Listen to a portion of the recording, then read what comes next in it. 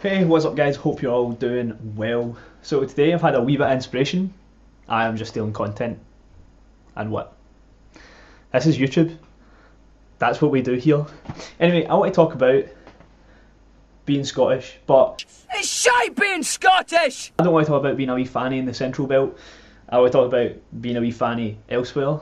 And for the better part of my life, I lived in the Highlands. No, not the longest portion of my life. It was just better. And I want to give you a wee bit of what it was like to grow up there, as opposed to your typical everyone who's Scottish comes from Glasgow or Edinburgh or somewhere round about there. When I was about 10, my parents decided to leave the outskirts of Glasgow and fuck off to the middle of nowhere. I feel they're like literal war criminals for this. And I did the exact same when I heard they were moving back, because I was 18 and I didn't want my parents nearby. If you're new around here, or you just haven't already, why not go hit that subscribe button and the notification bell so that you never miss any of my mediocre at best content. Now, living in the Highlands was exactly what I imagine English people see living in Scotland as.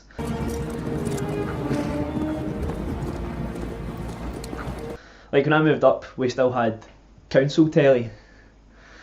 Because probably people out there don't remember council telly, but it was basically channels 1 through 5.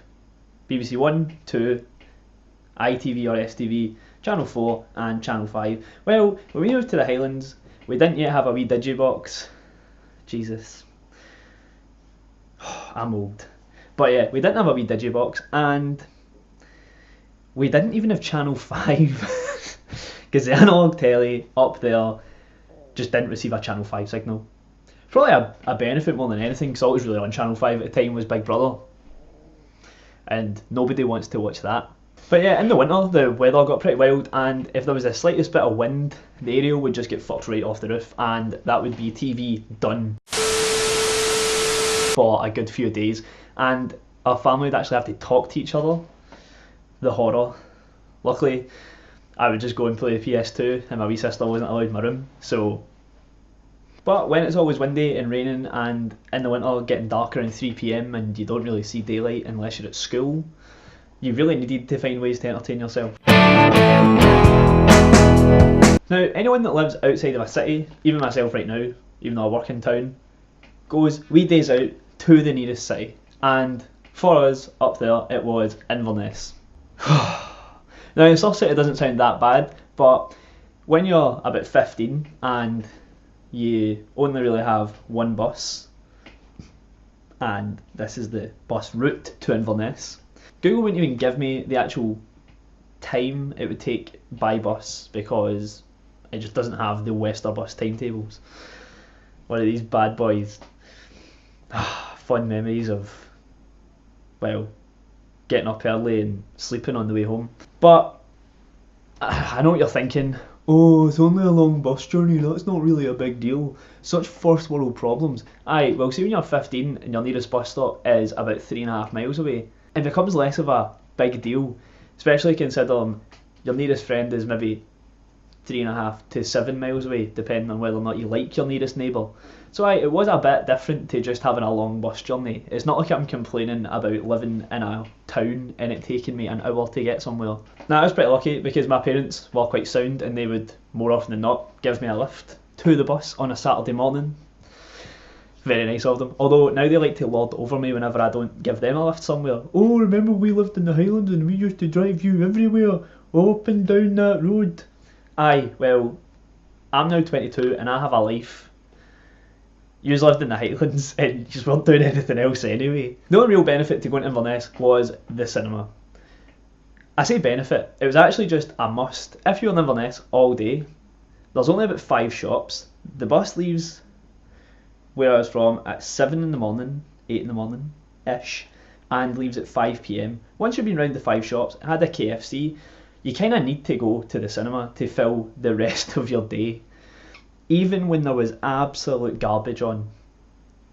Although I will admit, the one time I did see a really good film, got to go see Star Wars in 3D, and my pal dragged me out of the cinema because he was trying to fire into some lassie.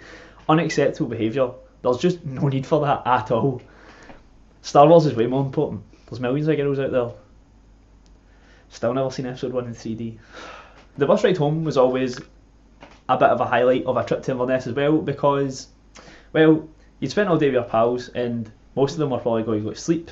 If they weren't going to sleep, and as frequently happened when we got a bit older, we'd maybe get pished up the back of the bus.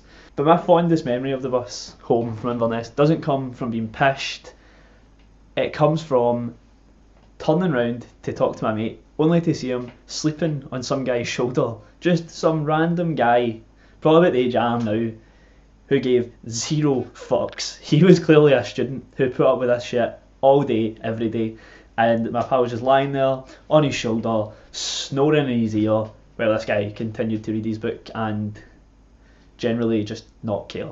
That's how boring the Highlands are. That's my highlight of living there. And that's a lie, because most highlights came from... Yeah, house parties up there are a bit of a mixed bag, wee bit different to down here, because, major bonus, my nearest neighbour lives about a mile away, and yes, I'm going to focus on the parties that I hosted because they were the best. And if any of my friends watch this, I really hope they don't, although that would explain why they don't talk to me. If any of you do watch this though, I'm not sorry, my parties were the best. Just saying, I had fireworks on my 18th. But I'm pretty glad that we didn't have proper neighbours, because at my 18th, as I said, I had fireworks. We had people rearranging their cars in the driveway at 3 in the morning, pished. The party didn't really stop, except I went to bed, or the bathroom floor.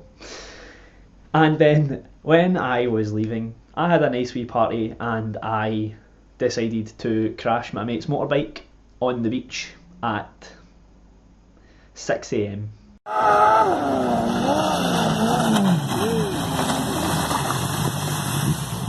Here's just a wee picture of where I lived for context on that.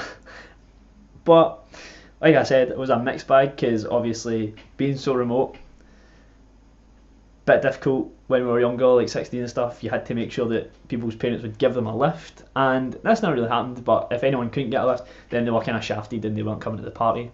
I don't necessarily know if my parents would agree with my interpretation of the pros and cons of this, because our nearest neighbours were actually probably holiday makers that were in fact renting properties from mum and dad. So all that could really happen is I could cost them business, and I don't think I ever did. Maybe I did. Maybe that's why they moved down. They were actually going bankrupt because I'd scared away all the tourists by being an alcoholic, which is a serious problem. So I hope you guys enjoyed my take on Grown Up Scottish. A wee bit different to some of the other people you might have seen talk about it. And if you did, why not drop a like in this video and consider subscribing to the channel. If we can get the lofty goal of 20 likes on this video, I will go and do a video at all the landmarks posted in this one. But yeah, that's all we have time for. Thanks for watching, and I'll see you in the next one. Bye.